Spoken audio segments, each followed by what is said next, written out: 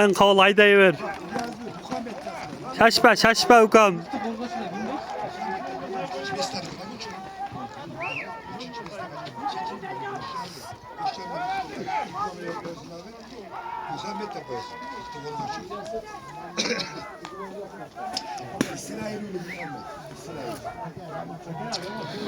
Azamatlar dağı bele bayakile kavul.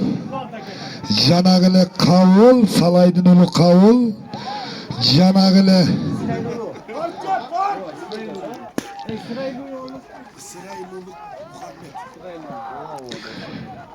Allah sketti oyunda Canagile oyuncular kavul.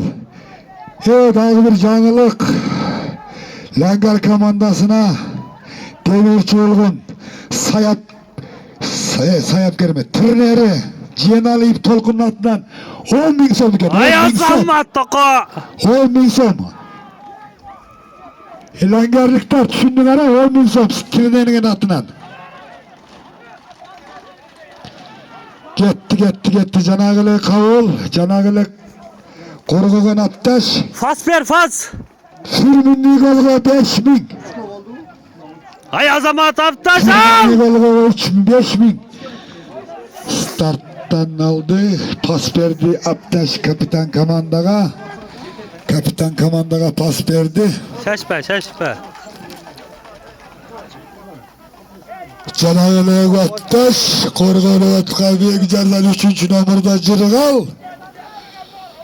Oyundun Çavuş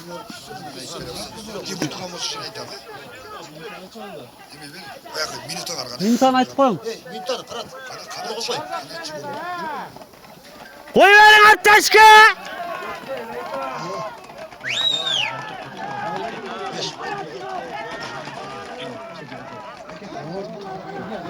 Ketti, abeldi şöyle altına var kaldı mı?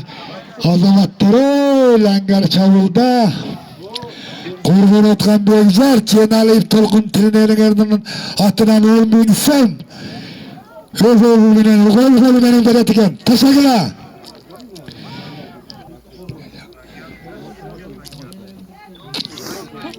Ketti Aptaş, Canagile Aptaş, Kurban odada Aptaş.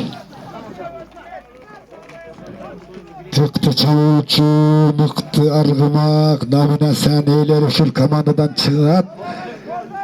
Birinci komandanı birinci mestan algan mıktı oyuncu, ikinci komandayı ikinci mestan algan mıktı Argımak. Oynamayın kavul hayda. Oynamayın kavul dağı, tavul aldı dağı, kavul aldı. Kavul dağı aldı.